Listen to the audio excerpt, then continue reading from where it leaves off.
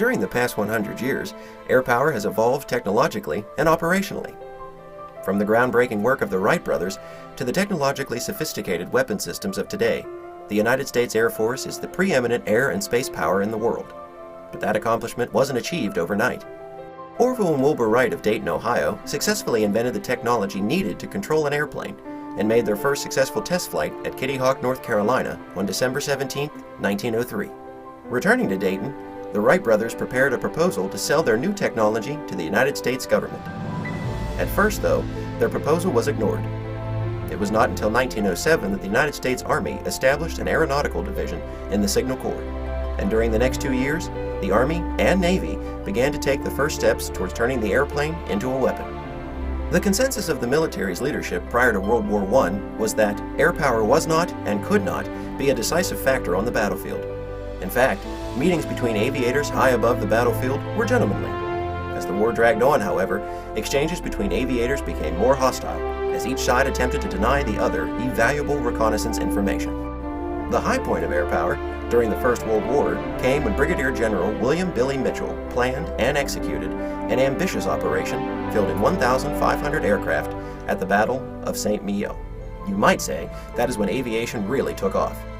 Aviation research and development was spurred in 1917, when two laboratories at Langley Field, Virginia and McCook Field in Dayton, Ohio were established. In 1918, the labs combined to form the Engineering Division and were assigned the mission of carrying out research, development, and testing of military aircraft, engines, airships, and accessories. By that time, the Air Service was operating a number of supply depots located throughout the United States. The depots received, stored, and issued supplies and equipment to the airfields and performed aircraft repair and maintenance. By 1924, depot operations were providing support to airfields worldwide.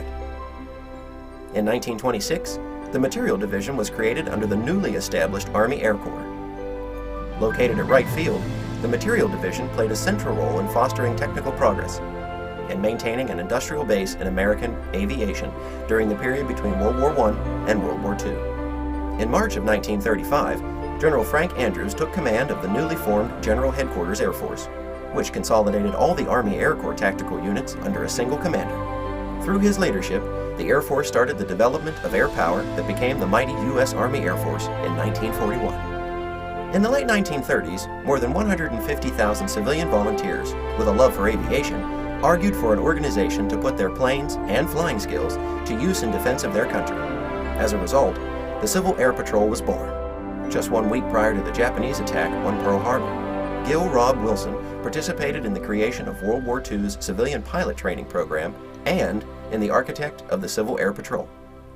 On December 7, 1941, that day of infamy, the United States and its armed forces were plunged into the most costly war in history. Thousands of civilians answered America's call to national service and sacrifice by accepting and performing critical wartime missions. Assigned to the War Department under the jurisdiction of the Army Air Corps, the contributions of Civil Air Patrol, including logging more than 500,000 flying hours, sinking 2 enemy submarines, and saving hundreds of crash victims during World War II, are well documented. After the war, a thankful nation understood that Civil Air Patrol could continue providing valuable services to both local and national agencies. Between 1940 and 1945, the United States produced approximately 300,000 military aircraft and grew to over 2 million personnel. With the British bombing by night and Americans by day, the combined bomber offensive, led by the B-17, was credited with grinding Germany's war machine, specifically its air power, into the ground. German fighter defenses were much more formidable than anticipated, and fighter escorts were developed and integrated into bombing missions, clearing the way to the targets. While the military concentrated on the battle from the air, civilians took on flying missions on the home front. In 1942, under the leadership of Nancy Harkness Love, the WAFS, Women's Auxiliary Ferrying Squadron, flew aircraft from where they were manufactured to bases where they were needed. Members of WAFS were civilian employees who were hired under 3-month contracts. While Harkness coordinated the ferrying mission with WAFs, Jacqueline Cochran founded the Women's Flying Training Detachment, WFTD, to perform any other kind of flight service required by the Army Air Corps. The two groups merged in 1943 under the leadership of Cochran to form the Women Air Force Service Pilots, otherwise known as WASP, to perform the full array of flight services. Over 25,000 women applied. More than 1,800 performed crucial and dangerous missions, and 38 gave their lives. Even though the WASPs were not militarized after completing military pilot training, they received certain military recognitions by subsequent presidents.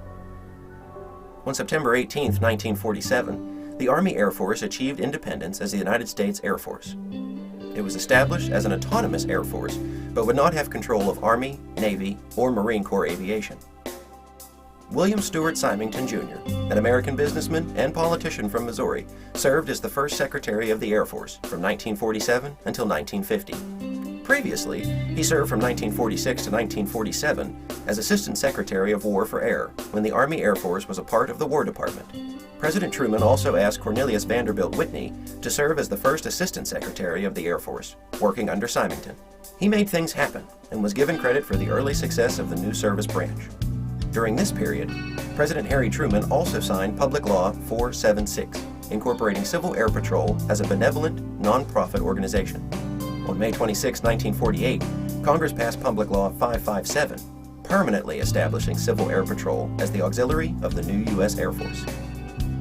The Air Force continued to expand throughout the 50s and 60s. Weapon systems grew in strength and in size. Hangars were rebuilt to accommodate the larger, newer aircraft. Maintenance equipment was upgraded, and logistic processes were redesigned around improved distribution and computation requirements, and contractors were hired to assist with the monumental workload. Computers continued to grow in importance and complexity. By July of 1961, the Air Force Communications Service had been established as a major command to manage the Air Force's growing communication systems. In 1952, the United States detonated the first thermonuclear bomb at Eniwetok in the Pacific. Just 9 months later, in 1953, a stunned world learned that the Soviet Union had detonated its own hydrogen bomb. The Cold War was really heating up.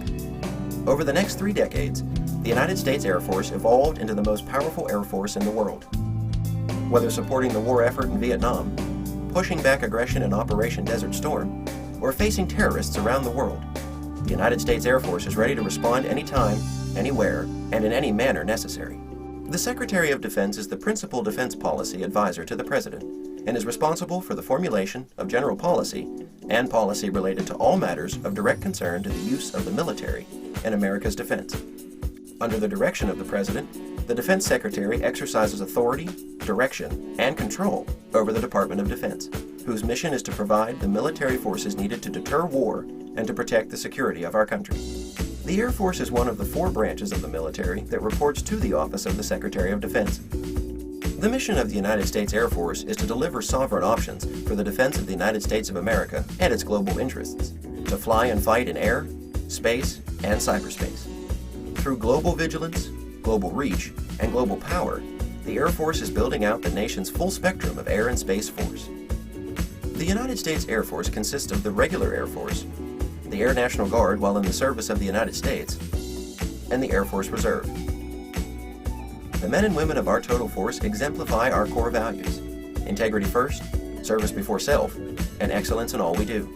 The Air Force is proud of its men and women, achieving success by recognizing the diverse backgrounds and experiences of all.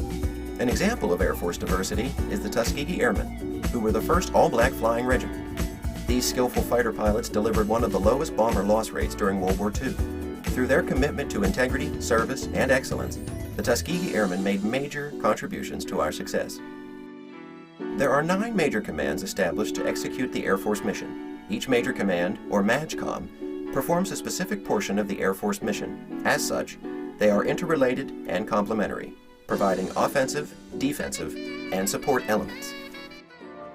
The Air Combat Command organizes, trains, equips, and maintains combat-ready forces for rapid deployment and employment, while ensuring strategic air defense forces ready to meet the challenges of peacetime air sovereignty and wartime air defense. The Air Education Training Command recruits, trains, and educates quality people for air and space forces. AETC grants professional education degrees and provides basic military, technical, and flight training. The Air Force Space Command assures access to space for America's warfighters. Additionally, the command's ICBM forces deter any adversary contemplating the use of weapons of mass destruction. The Air Force Special Operations Command is America's specialized air power and provides combat search and rescue, agile combat support, information warfare, psychological operations, specialized air and space mobility, and refueling to unified commands to support wartime tasking. The Air Mobility Command provides airlift, air refueling, and special air mission, and aeromedical evacuation for U.S. forces. AMC supplies forces to theater commands to support wartime tasking. The Pacific Air Forces provide ready air and space power to promote U.S. interests in the Asian-Pacific region during peacetime, crisis, and in war.